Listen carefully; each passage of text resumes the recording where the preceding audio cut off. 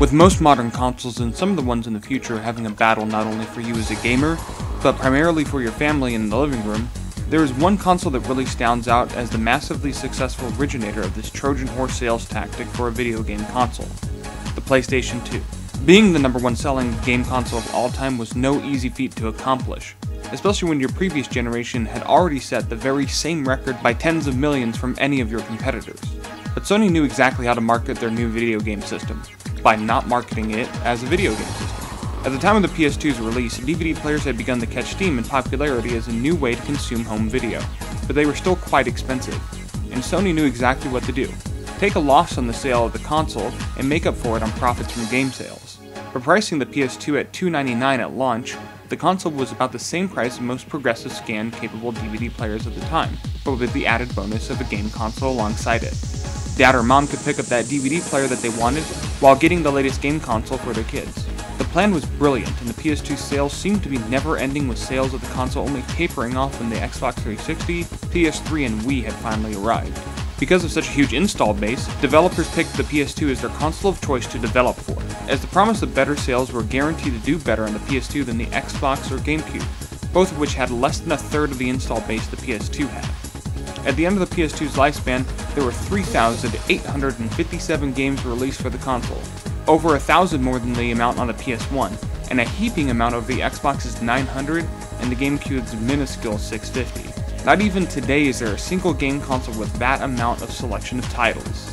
But quantity isn't everything, and luckily Sony had quite a few quality games in their game library. Games like Street Fighter Anniversary and Alpha, GTA Vice City, Jak and Daxter, Kingdom Hearts, Metal Gear Solid 2, Metal Gear Solid 3, Tekken Tag, Burnout 3, Onimusha, Shinobi, Gran Turismo, Neo Geo Battle Coliseum, Ratchet & Clank, God of War, Sly Cooper, Devil May Cry, Ico, and Shadow of the Colossus.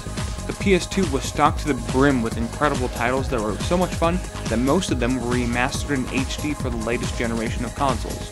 And not bad for a game console that looks like standard fare AV equipment. While its design may look uninspired, the larger version of the PS2 is my favorite of the two revisions to come out. And while it does look like a piece of your stereo system, I always thought that was a smart move by Sony. Allowing it to look like another stackable component made it easier for anyone to add it to their AV equipment at home, making it look not out of place when it was included in most home entertainment centers.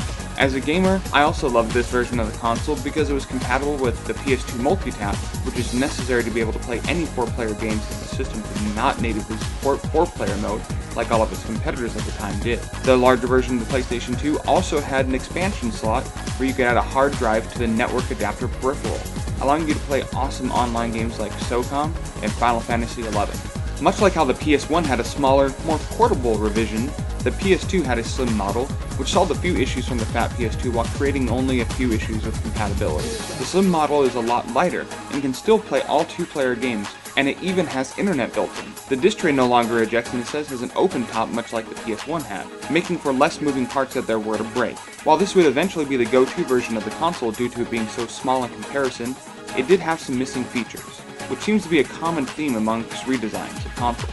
The integrated Ethernet port on the PS2 Slim meant that there was no room for a hard drive, thus no Final Fantasy XI. And because of the top opening disc tray, the console would also not be a stackable component in your AV system, though I believe this was a small price to pay to be able to get a much more portable version of the PS2.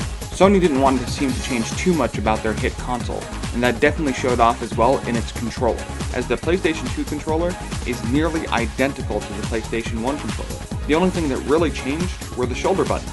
The R2 and L2 buttons were made larger and created a nice curved place at the back of the controller, which your finger slid into perfectly, making an already fantastic controller that much more comfortable. Plus, they released them in a slew of colors so you could pick your flavor and have that color be yours among friends and family.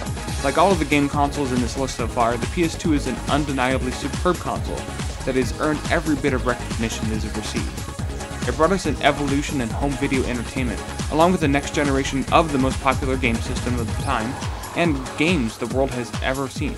It took the greatness of the PS1 and made it exponentially better, showing the world that an electronics company could be a true gaming giant that was there to stay. Join me next time for some honorable mentions for the game consoles that didn't quite make the list, but deserve some recognition for their achievements and amazing games they had for them. After that, I'll be revealing the #1 game console of all time and why it's #1 on my list. Thank you so much for watching. Be sure to like and subscribe, and to buy or sell any of the games or consoles discussed in this episode, go ahead and visit GameGavel.com, the only auction site built by gamers for gamers without the high eBay fees.